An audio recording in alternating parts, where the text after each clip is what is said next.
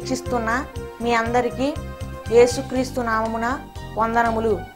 Jesus cares ministries వారి యేసే నా ఆదరణ అను కార్యక్రమునకు స్వాగతము. ఇప్పుడు మా నాన్నగారు పాస్టర్ వై మోహన్ రావు గారు దైవ సందేశం అందించెదరు.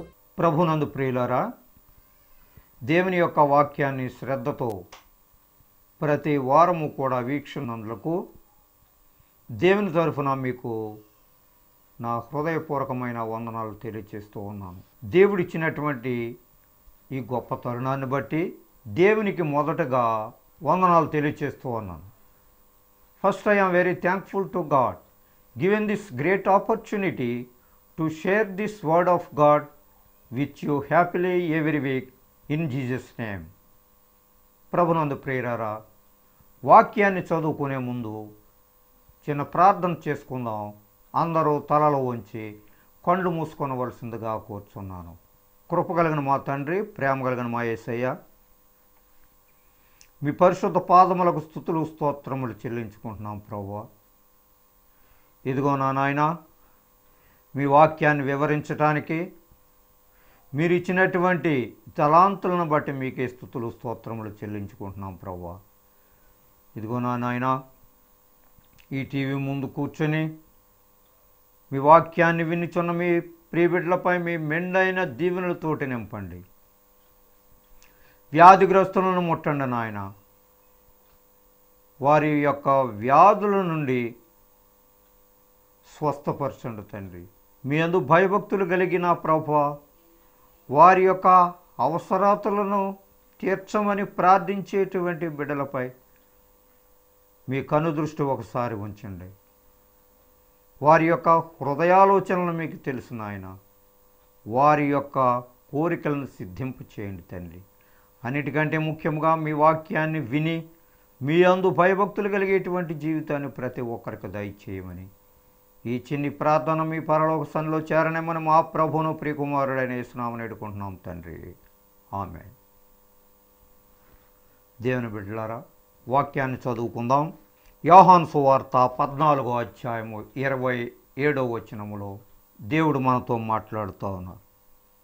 Gospel of John chapter 14 verse 27.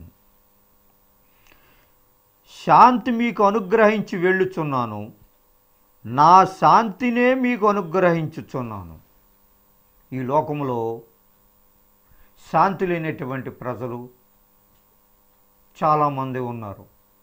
దేవునిని తెలుసుకోలేనటువంటి ప్రజలు చాలామంది ఉన్నారు. దేవునికి విరుద్ధముగా జీవించేటువంటి ప్రజలు ఈ లోకంలో చాలామంది ఉన్నారు.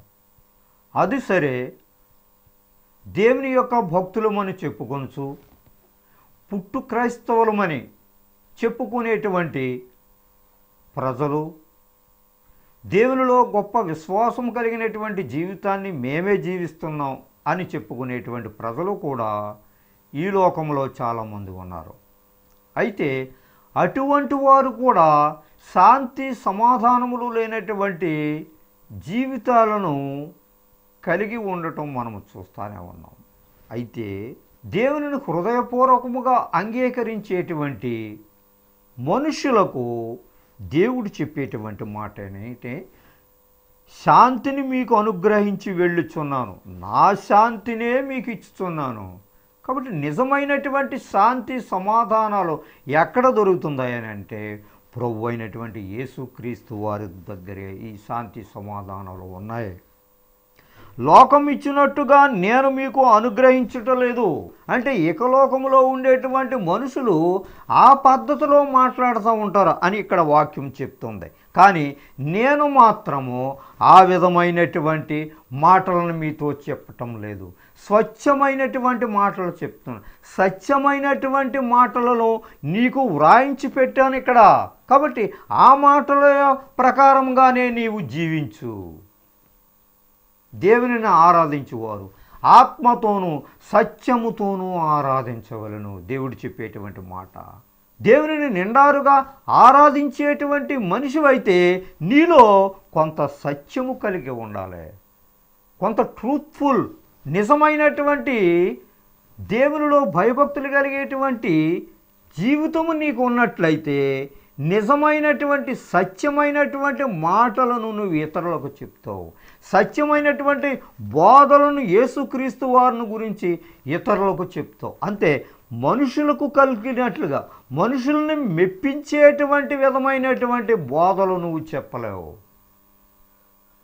మనుషుల్ని మెప్పించేటువంటి మాటలు చెప్పేటువంటి వ్యక్తి ఎంతో కాలముగా నిలవలి. ఇప్పుడు కాకపోతే రేపైనా అతని గురించి తెలిసిపోతుంది. ఏదో సందా ఇస్తారని చెప్పి ఏదో రకమైనటువంటి వారి దగ్గర నుంచి ఏదో మనం రాబట్టుకోవాలని వారిని పొగుడుతూ ఉంటాం, వాళ్ళకి ప్రార్థన చేస్తూ ఉంటాం. గృహ దర్శనం చేసినప్పుడు జనరల్గా ఏం చేస్తారంటే చాలామంది వారిని గురించే ఎక్కువగా చెప్తూ ఉంటారు. నువ్వు చాలా గొప్పవాడివి, మంచిగా చదివేశావు, గొప్ప ఉద్యోగం వచ్చేసింది.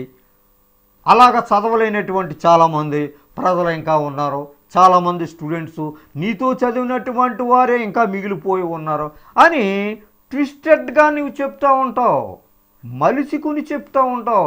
ఎందుకనే వారి దగ్గర నుంచి నీకేమైనా నీకు రాబడి కలుగుతుంది. కానీ దేవునిని నమ్ముకునేటువంటి బిడ్డలు, నిజమైనటువంటి దైవ సేవకుడు ఆ రకమైనటువంటి మాటలు ఇతరులకు చెప్పడు, సంఘ విశ్వాసులకు చెప్పడు. సత్యమైనటువంటి మాటలు నేను చెప్తారే తప్ప ఇటువంటి ట్విస్టెడ్ మాటలు చెప్పలేరు. కానీ ఈ లోకంలో ఉండేటువంటి ప్రజల యొక్క పరిస్థితి ఏముంటుందయ్యారంటే ట్విస్టెడ్ కలిగి నిదానము లేనటువంటి మాటలనే ఇతరులకు చెప్తూ ఉంటారు. కానీ ఆ విధమైనటువంటి మాటలు నా దగ్గర లేవు. సత్యమైనటువంటి సువార్త నా గ్రంథములో ఉంది. బైబిల్ గ్రంథంలో ఉండేటువంటి మాటలు సత్యమైనవి. కాబట్టి ఇటువంటి సత్యమైనటువంటి మాటలను నీవు నేర్చుకుని ఇతరులకు కూడా ఆ సత్య సువార్తే నీవు చెప్పాలి. మీ హృదయములను కలవరపడనీయుకుడి, వెరవనీయుకుడి.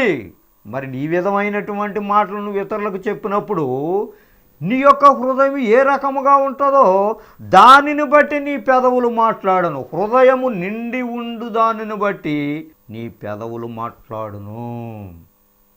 చూసారా, హృదయంలో ఏమైతే నీవు ఆలోచించుకుంటావో, నీ మనసులో ఏదైతే నిండిపోయి ఉంటుందో దాని ప్రకారంగానే నీ మాటలు వస్తూ ఉంటాయి.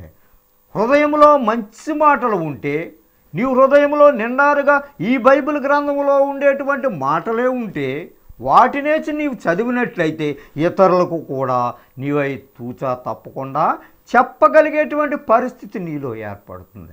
అవి నీలో లేనప్పుడు ఇతరులకు చెప్పే మాటలన్నీ కూడా వ్యర్థమైనటువంటి మాటలే.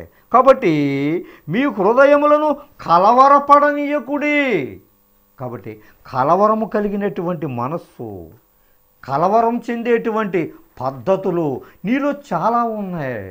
నీవు తెలుసుకోలేనటువంటి సంగతులు నిన్ను వేధిస్తూ ఉన్నాయి. అందుకనే నీ పరిస్థితి ఎంతసేపు కూడా దిగజారిపోయినటువంటి పరిస్థితిలో కనపడతా ఉన్నది. నీవు హృదయం ఎటువంటిదో నీకు తెలుసు, కానీ అది నీకు తెలియనట్లుగానే నీవు ఈ లోకంలో నీవు ప్రవర్తిస్తూ ఉంటున్నావు. కీర్తనల గ్రంథం 58వ అధ్యాయము 3వ వచనములో ఈ విధముగా దేవుడు మనతో మాట్లాడుతున్నారు. The book of Psalms chapter 58 verse 3. తల్లి కడుపున పుట్టినది మొదలుకొని భక్తిహీనులు విపరీత బుద్ధి కలిగి ఉండును. దేవునికి స్తోత్రం. చూసారా, మీ హృదయములను కలవరనీయకుడి. కలవరం చెందేటువంటి మనసుతోటి నీవు జీవిస్తూ ఉన్నావు, భయం కలిగేటువంటి జీవితంతో జీవిస్తూ ఉన్నావు. ఎందుకనంటే దేవుడు నీ దగ్గర లేడు గనక, దేవుని యొక్క భక్తి నీలో లేదు గనక, దేవునిలో నీవు నిజమైనటువంటి స్వరూపముతోటి నీవు జీవిస్తూ ఉండటం లేదు గనుక తల్లి కడుపున పుట్టినది మొదలుకొని భక్తిహీనులు ఏం చేస్తున్నారంట? విపరీతమైనటువంటి బుద్ధి కలిగి ఉంటారో. వాడి బుద్ధి తిన్నమైనటువంటిది కాదు. దేవుని మందిరములో ఉన్నంతసేపే ఒక్క క్షణమే ఉంటున్నారు నిబ్బరమైనటువంటి మనసుతో. నీవు ప్రక్కకు వచ్చినట్లయితే నీ కార్యకలాపాలన్నీ కూడా బుద్ధిహీనమైనటువంటి పనులే, ఇతరులకు లింకులు పెట్టేటువంటి స్వభావమే, ఇతరులను చూసేటువంటి మంచిగా చూసేటువంటి స్వభావము నీలో లేదు. సాతాను యొక్క స్వభావము నిన్ను ఆవరించుకుంటూ ఉన్నది. విపరీతమైనటువంటి బుద్ధి కలిగి జీవిస్తూ ఉన్నావు. మళ్ళీ క్రైస్తవుడని చెప్పుకున్నావు, క్రైస్తవురాలుగా నువ్వు చలామణి, సంఘ పెద్దగా నువ్వు చలామణి అవుతున్నావు. కానీ దేవునికి నీ యొక్క మనసు వేరేగా ప్రవర్తిస్తూ ఉన్నది. దేవునిలో వేరొక తలంపులు కలిగి ఇతరులను చూసి అవహేళన చేస్తూ ఉన్నావు. కానీ నీ బ్రతుకే అవహేళనగా ఉందే అనేటువంటి సంగతిని నీవు తెలిసిపోతున్నావు, మర్చిపోతున్నావు. ఆ సంగతిని, నీ పరిస్థితిని నీవు పరీక్షించుకోలేకపోతున్నావు. నీ స్థితిగతులు ఏ రకముగా ఉన్నాయో ప్రభులో నీవు తెలుసుకోలేకపోతున్నావు. కానీ ప్రజెంట్ నువ్వేం చేస్తున్నావు? ఇతరులను చూసి వారవలేనటువంటి బుద్ధి, ఇతరులు అపాయకరమైనటువంటి పరిస్థితుల్లో ఉన్నప్పుడు వారిని చూసి నీవు సంతోషించేటువంటి మనసుతోటి నీవు కలిగి ఉంటున్నావు. చూసావా? పైకి భక్తిపరుడిగా నీవు చలామణి అవుతున్నావు. ప్రభునందు ప్రియులారా, నీవు తెలుసుకోవలసినటువంటి సత్య సువార్త, దేవునిలో ఉండేటువంటి నిజమైనటువంటి మాటలు ఏ రకముగా ఉన్నాయో, సత్యమైనటువంటి మాటలు ఏ రకముగా ఉన్నాయో అవి నీవు గ్రహించలేనటువంటి పరిస్థితిలో ఉన్నావు. నీ మనోనేత్రము గురుడితనము కలుగజేయుచున్నది. మనిషిలాగే కనపడుతున్నావు, కానీ లోపలంతా కూడా నీది ఎలా ఉంది? దెయ్యపు చేష్టలు, సాతాను క్రియలు, సాతాను యొక్క రూపము ఏర్పడిపోతుంది నీకు. ఎందుకనంటే నీలో మంచి ఏ మాత్రము లేదు కనుక. తల్లి కడుపున పుట్టినది మొదలుకొని భక్తిహీనులు విపరీత బుద్ధి కలిగి ఉందరు. విపరీతమైనటువంటి బుద్ధి, నాశనకరమైనటువంటి బుద్ధి, ఇతరులను నాశనములో తోయాలి అనేటువంటి బుద్ధి, ఇతరులను పాడు చేయాలనేటువంటి మాటలు తెలియనటువంటి ప్రజలకు నీవు వారిని పాడు చేయాలనేటువంటి బుద్ధి. కాబట్టి ఇటువంటి పరిస్థితుల్లో జీవిస్తూ ఉన్నావు. నీవు దేవునికి చాలా విరుద్ధంగా కనపడతా ఉన్నావు. అటువంటి విరుద్ధమైనటువంటి మనస్తత్వాన్ని కలిగి ఉన్నావు. కానీ నీవు వృద్ధిలో చేరవు, వృద్ధి చెందవు. ఈ విధమైనటువంటి స్వభావంతో నీవు జీవించినట్లయితే నీ పిల్లలు నీవు కూడా ఆశీర్వదించబడరు దేవుని చేత. ఇది నిజమైనటువంటి సంగతి. ప్రభునందు ప్రియులారా, ఎప్పుడైనా ఈ సంగతులను గురించి నీవు ఆలోచించావా? ఈ వాక్యాన్ని గురించి నీవు ఆలోచించావా? అసలు ఈ వాక్యాన్ని నీవు చదివావా? అది నీ కొరకే వ్రాయబడి ఉన్నదే ఈ వాక్యం అని నీవు గమనించావా? ఏదో బ్రతుకుతున్నావు, ఏదో ప్రార్థనకి వెళ్తున్నావు, ఏదో సరదాలు వేసేస్తున్నావు, చిరుపోను కాగితాలు వేస్తున్నావు. దాంట్లో ఈ స్వభావమే నేర్చుకున్నావు తప్ప మంచి స్వభావం ఏమాత్రము లేదు. భక్తిహీనులు విపరీతమైన బుద్ధి కలిగి ఉందురు. బయట నీవు భక్తిహీనుడివే, నీ స్వభావమే భయంకరమైనటువంటి స్వభావము. కాబట్టి ఈ భయంకరమైనటువంటి స్వభావాన్ని నీవు మార్చుకోవడానికే దేవుని సన్నిధిలోకి వెళ్తున్నావు. అక్కడ కూడా భయంకరమైన స్వభావంతో ఉంటున్నావు. బయట భయంకరమైన స్వభావంతో ఉంటున్నావు, దేవుని సన్నిధిలో కూడా భయంకరమైనటువంటి స్వభావంతో జీవిస్తున్నావు. ఇంకా నువ్వు మారు మనసు కలిగినటువంటి జీవితం నీకెక్కడ నుంచి ఉన్నది? ఎక్కడ కనబడుతుంది నీ దగ్గర? ఒకసారి ఆలోచించి ప్రియుల. పుట్టిన తోడనే అబద్ధములాడుచు తప్పిపోవుదురు. దేవునికి పుట్టిన తోడనే అబద్ధములాడుచు, నోరు విప్పితే అబద్ధం. నిజమైనటువంటి సంగతి నీలో నుంచి రాదు, నువ్వు పలకలేవు. కాబట్టి విపరీతమైనటువంటి బుద్ధితో జీవిస్తూ ఉన్నావు. దేవుని నమ్ముకుంటున్నాను, నా ఎంత భక్తిపరుడు, నా ఎంత భక్తిపరురాలు ఈ సంఘంలో లేరు, ఈ సంఘాన్ని నేనే నడిపిస్తున్నానని చెప్పుకున్నావు. నీకు చదువు లేదు, శాస్త్రకం లేదు. అటువంటి జనాంగము ఈ లోకములో చాలామంది ఉంది. ఈ సంఘ పెద్దలు చెప్పినట్లుగానే ఆ సంఘ కాపరి కూడా చేయాలి. అలాగ లేనట్లయితే ఆ సంఘ కాపరి ఉద్యోగం కూడా 2 నిమిషాల్లో తీసివేసేటువంటి ప్రజలు ఆ సంఘంలోనే ములుస్తూ ఉన్నారు. ప్రభునందు ప్రియులారా, దేవుని యొక్క వాక్యం చెప్పేటువంటి మాట అది కాదు. విపరీతమైనటువంటి బుద్ధితో జీవించమని చెప్తుందా దేవుని యొక్క వాక్యం? నిన్ను సరిచేసుకోమని చెప్తుంది దేవుని యొక్క వాక్యం. అలా సరిచేసుకోవడానికే నీవు అంగీకరించలేకపోతున్నావు. ఎందుకనంటే నీ హృదయం చాలా భయంకరమైనటువంటి పరిస్థితులని ఆలోచిస్తూ ఉన్నది. ఇటువంటి భయంకరమైనటువంటి పరిస్థితులు దేవునికి వ్యతిరేకముగా ఆలోచించినంత కాలము నీవు వర్ధిల్లవు. చూసారా? అయినను ధైర్యము తెచ్చుకొనుడి, నేను లోకమును జయించి ఉన్నానెను. కాబట్టి ఇటువంటి పద్ధతిలో నివసించేటువంటి నీవు ధైర్యము తెచ్చుకొనుము అంటే ఏ బాధలలో ఉన్నా, ఏ పరిస్థితుల్లో నీవు ఉన్నా అటువంటి మనస్తత్వాన్ని తీసివేసి ధైర్యం కలిగేటువంటి జీవితాన్ని జీవించు. దేవుడు నాకు ఉన్నాడు, ప్రేమామయుడిని నేను కలిగి ఉన్నాను, కరుణామయుడిని నేను కలిగి ఉన్నాను. నాకు ఏ ఆపద వచ్చినా, ఏ చెడు స్వభావాలలో నేను ఉన్నా, నా చెడు స్వభావాన్ని అంతటినీ కూడా తీసివేయగలిగినటువంటి దేవుడు నాకున్నాడు అనేటువంటి ధైర్యము కలిగేటువంటి మనసుతోటి నీవు జీవించు. అలాగ జీవించినట్లయితే నీవు ధన్యుడు. ధన్యకరమైనటువంటి జీవితము నీకు కలుగుతుంది. కీర్తనల గ్రంథం 29వ అధ్యాయము 11వ వచనం. The book of Psalms chapter 29 verse 11. యెహోవా తన ప్రజలకు బలము అనుగ్రహించును.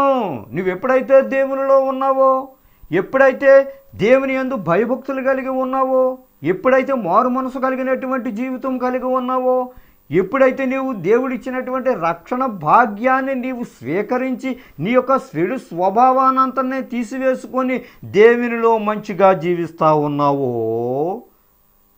ఆయన తన ప్రజలకు బలమును అనుగ్రహించును. అంటే నీ యొక్క చెడు స్వభావాన్నంతనే తీసివేసుకొని యేసుక్రీస్తు వారిని నిజమైనటువంటి రక్షకుడుగా నీవు అంగీకరించినట్లయితే నీకు బలాన్ని అనుగ్రహిస్తాను. యెహోవా తన ప్రజలకు సమాధానము కలుగజేసి వారిని ఆశీర్వదించెదను. చూసారా? నువ్వు ఎప్పుడైతే దేవునిలో నీవు జీవిస్తావో నిండారుగా, నీకు సమాధానమును కలుగజేసి నిన్ను ఆశీర్వదించాను. I will bless you ever and ever. ఎప్పటికీ కూడా నిన్ను ఆశీర్వదించేటువంటి వానిగా నేను ఉన్నాను. ఇటువంటి ఆశీర్వాదాలు ఇచ్చేటువంటి దేవునిని, ఇటువంటి భయాన్ని తొలగించేటువంటి దేవునిని నీవు విడిచిపెట్టి జీవించావు క్రితకాలమంతా కూడా. కాబట్టి దేవుడు నిన్ను ఆశీర్వదించాలని అంటే పైనుండేటువంటి ఆ లక్షణాలన్నీ కూడా నీవు కలిగి ఉండాలి. చెడు స్వభావాన్ని తీసివేసుకోవాలి, దేవునిని అంగీకరించాలి, హృదయపూర్వకముగా ఆయనను అంగీకరించి ఆయన ఇచ్చేటువంటి రక్షణ భాగ్యాన్ని నీవు స్వీకరించగలిగినటువంటి స్థితిలో ఉండాలి. నా రక్షణ నీకు ఇచ్చేదను, దినమెల్లా నా బాహువులను చాపి ఉంచెదను, నా బాహువులను చాపి ఉంచెదను నీపై, నీకు రక్షణ భాగ్యం ఇవ్వాలని. కానీ నీవు దానికి దూరంగా పారిపోయి తిరుగుతాను, నిన్ను ఆశీర్వదించదను అని చెప్తున్నావు. ఇక్కడ బలము కలుగజేసి, సమాధానాన్ని కలుగజేసి నిన్ను ఆశీర్వదిస్తాను. ఆశీర్వదించేటువంటి దేవుడును నేను దగ్గరున్నానని నీకు చెప్తా ఉన్నారు దేవుడు. అలా ఆశీర్వదించేటువంటి దేవునిని నీవు విడిచిపెట్టి చీకటి సంబంధమైనటువంటి శక్తుల చేత నీవు నిండుకొని దేవునికి దూరంగా పారిపోతున్నావు. కాబట్టి అలాగ పారిపోవటం ద్వారా నీకే విధమైనటువంటి ప్రయోజనము లేదు. యెషయా గ్రంథము 26వ అధ్యాయము 3వ వచనము. The book of Isaiah chapter 26 verse 3. ఎవని మనసు నీ మీద ఆనుకొనునో వానిని నీవు పూర్ణ శాంతి గలవానిగా కాపాడుదువో. చూసారా, ఎవరైతే దేవునిలో ఆనుకొని ఉంటారో, ఎవరైతే దేవుడు చెప్పినటువంటి మాటల ప్రకారంగా జీవిస్తూ ఉంటారో, ఎవరైతే తగ్గింపు కలిగినటువంటి పరిస్థితుల్లో తగ్గింపు కలిగినటువంటి స్వభావంతో మాట్లాడతారో, వారి యొక్క క్రియలను దేవునిలో ఎవరైతే గొప్పగా చెప్పుకోకుండా తగ్గింపు కలిగినటువంటి స్థితిలో ఉంటారో, ఎవరైతే నీ మీద ఆనుకొని జీవిస్తారో వానిని నీవు పూర్ణ శాంతి గలవానిగా కాపాడదు. పూర్ణమైనటువంటి శాంతి, ప్రశాంతకరమైనటువంటి జీవితము, ప్రశాంతత కలిగినటువంటి వాతావరణము నీ కుటుంబంలో ఏర్పడుతుంది. ఎందుకనంటే దేవుని నీవు యాక్సెప్ట్ చేసావు గనక, దేవునిని అంగీకరించావు గనక, నీ సొంత రక్షకుడిగా దేవుని నీవు ఒప్పుకున్నావు గనక, నీలో ఉండేటువంటి సమస్త విధములైనటువంటి ద్వేషాలని నీవు తీసివేసుకున్నావు కనుక దేవుడు ఏం చేస్తున్నాడు, నీకు పూర్ణ ఆత్మశాంతి గలవానుగా నీవు కాపాడుతున్నావు. ఎలా అనగా అక్కడే చెప్తున్నారు మరలా. ఎందుకనంటే అతడు నీ యందు విశ్వాసం ఉంచి ఉన్నాడు గనుక. దేవునికి స్తోత్రం, హల్లెలూయా. ఎందుకు చేతనయ్యానంటే నీవు దేవునిలో విశ్వాసం కలిగినటువంటి జీవితాన్ని నీవు జీవిస్తున్నావు గనక, దేవునిలో భయభక్తులు కలిగేటువంటి జీవితాన్ని జీవిస్తున్నావు గనక, తగ్గింపు కలిగినటువంటి స్థితిలో నీవు జీవిస్తున్నావు గనక, ప్రజల ఎదుట నీ యొక్క మాటలు తగ్గింపు కలిగినటువంటి మాటలుగా ఉన్నాయనగా, ఇది విధమైనటువంటి మంచి క్వాలిటీస్లో నీ జీవితాన్ని నడుపుకుంటున్నావు కనుక ఏం చేస్తున్నాడు, నిన్ను పూర్ణ శాంతి గలవానిగా చేస్తా ఉన్నాను, నిన్ను ఆశీర్వదిస్తాను. నీవు పడేటువంటి బాధలలో, నీవు పడేటువంటి వేదనలలో, నీ రోగ పరిస్థితులలో, నీవు చక్కబెట్టుకోలేనటువంటి క్లిష్టమైనటువంటి పరిస్థితులలో దేవుడు ఏం చేస్తున్నాడో నిన్ను కాపాడుతానంటున్నాడు. ఆయన రెక్కలతోటి నిన్ను ఆశ్రయం ఇస్తానని అంటున్నారు.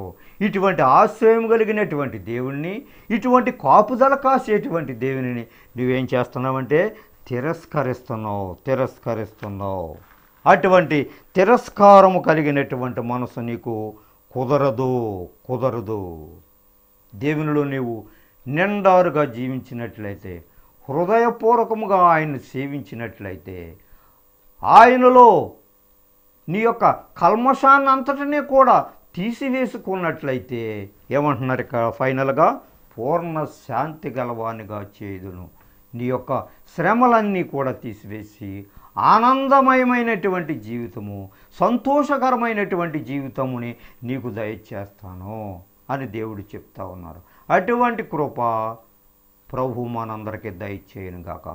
రోమీయులకు రాసిన పత్రిక 12వ అధ్యాయము 3వ వచనం నుంచి 10వ వచనం వరకు ఇలా రాయబడి ఉన్నది. తన్ను తాను ఎంచుకొన తగిన దానికంటే ఎక్కువగా ఎంచుకొనక, దేవుడు ఒక్కొక్కనికి విభజించి ఇచ్చిన విశ్వాస పరిమాణ ప్రకారము తాను స్వస్థ బుద్ధి గలవాడొకటకై తగిన రీతిగా తన్ను ఎంచుకొనవలనని నాకు అనుగ్రహింపబడిన కృపను బట్టి మీలోనున్న ప్రతివానితోనూ చెప్పుచున్నాను. ఒక్క శరీరములో మనకు అనేక అవయవములుండినను ఈ అవయవములన్నింటికీ ఒక్కటే పని ఎలాగూ ఉండదో, అలాగే అనేకులమైన మనము క్రీస్తులో ఒక్క శరీరముగా ఉండి ఒకనికొకరము ప్రత్యేకముగా అవయవములమై ఉన్నాము. మనకు అనుగ్రహింపబడిన కృప చొప్పున వేర్వేరు కృపావరములు కలిగిన వారమై ఉన్నాము గనుక, ప్రవచన వరమైతే విశ్వాస పరిమాణము చొప్పున ప్రవచింతము, పరిచర్య అయితే పరిచర్యలోను, బోధించువాడైతే బోధించుటలోను, హెచ్చరించువాడైతే హెచ్చరించుటలోను పని కలిగి ఉందుము. పంచిపెట్టువాడు శుద్ధ మనసుతోనూ, పై విచారణ చేయువాడు జాగ్రత్తతోనూ, కరుణించువాడు సంతోషముతోనూ పని జరిగింపవలెను. మీ ప్రేమ నిష్కపటమైనదై ఉండవలెను. చెడ్డదానిని అసహించుకొని మంచిదానిని హత్తుకొని ఉండుడి. ప్రార్థన చేసుకున్నారు ప్రియులారా. అందరూ తలలో ఉంచి కండ్లు మూసుకొనవలసిందిగా కోరుచున్నాం. ప్రేమ కలిగిన మా యేసయ్య, మీ వాక్యం ద్వారా ఇంతవరకు మీరు మాట్లాడారు. ఎవరైతే మిమ్మల్ని ఆశ్రయిస్తారో, ఎవరైతే మిమ్మల్ని కనుగొంటారో, ఎవరైతే మీ యందు భయభక్తులు కలిగేటువంటి జీవితాన్ని జీవిస్తారో వారిని పూర్ణ ఆత్మశాంతి గలవానిగా చేస్తాను అని మీరు వాగ్దానం చేస్తున్నారు ప్రభువా. అటువంటి శాంతి సమాధానము ప్రియబిడ్డలకు దయచేయండి. బాధలలో వేదనలో ఉన్నవారిని నా ప్రభువా వారి యొక్క బాధలలో వేదనలను మీ పరిశుద్ధమైనటువంటి తలంపుల చేత నా నాయన ఒకసారి ప్రియబిడ్డలను ముట్టి వారి యొక్క వేదనలను తొలగింపు చేయండి నాయన. స్వస్థత అనుగ్రహించండి. రక్షణ లేనటువంటి వారికి రక్షణ భాగ్యాన్ని దయచేయండి ప్రభువా. మారు మనసు లేనటువంటి బిడ్డలకు మారు మనసు దయచేయండి తండ్రి. ప్రతి వారు కూడా నా ప్రభువా మీ వాక్యము ద్వారా వారి యొక్క హృదయాలను కడుగుకునేటువంటి శక్తిని భాగ్యాన్ని అనుగ్రహించింది. తద్వారా మీరే గొప్ప దేవుడు, సత్యవంతుడు, నీతివంతుడు, నాకు దొరికాడు అనేటువంటి సత్యాన్ని, సంతోషాన్ని కలిగేటువంటి భాగ్యాన్ని ప్రతి ఒక్క బిడ్డకు దయచేయమని, మీ ప్రియ బిడ్డలకు మంచి ఆరోగ్యాన్ని ఇమ్మని ఈ చిన్ని ప్రార్థన మీ సముఖంలో చేర్చుకోమని మా ప్రభువును ప్రియకుమారుడైన యేసునామమున వేడుకుంటున్నాం తండ్రి. ఆమేన్. మన తండ్రి అయిన దేవుని ప్రేమ, కుమారుడైన యేసుక్రీస్తు వారి యొక్క కృప, పరిశుద్ధాత్మ యొక్క అన్యోన్య సహవాసము మనకును ఆయన నమ్మిన బిడ్డలకును, మరీ ముఖ్యముగా ఈ టీవీ ముందు కూర్చొని మీ వాక్యాన్ని వినుచున్న మీ దీన ప్రజలపై మీ మెండైన దీవెనలతో నింపుముగాక. Amen, amen, amen. God bless you all. మీ అందరికీ నా వందనములు. దైవ సందేశం విని దీవెనలను పొందారని నమ్ముచున్నాము. సలహాలకు, సందేహాలకు, ప్రార్థనల కొరకు మమ్ములను తప్పక సంప్రదించండి. మా చిరునామా pastor Y Mohan Rao garu, Jesus cares ministries, Dommeru post 534351, Kovvur మండలం, west Godavari district, Andhra Pradesh, S India. మా phone number 9652128511. Our email address mohany7@yahoo.com. మా చిరునామా pastor Y Mohan Rao garu, Jesus cares ministries, Dommeru post 534351, Kovvur మండలం, పశ్చిమ గోదావరి జిల్లా, ఆంధ్రప్రదేశ్, ఎస్ ఇండియా. మా ఫోన్ నంబర్ 9652128511. మా ఈమెయిల్ అడ్రస్ mohany7@yahoo.com.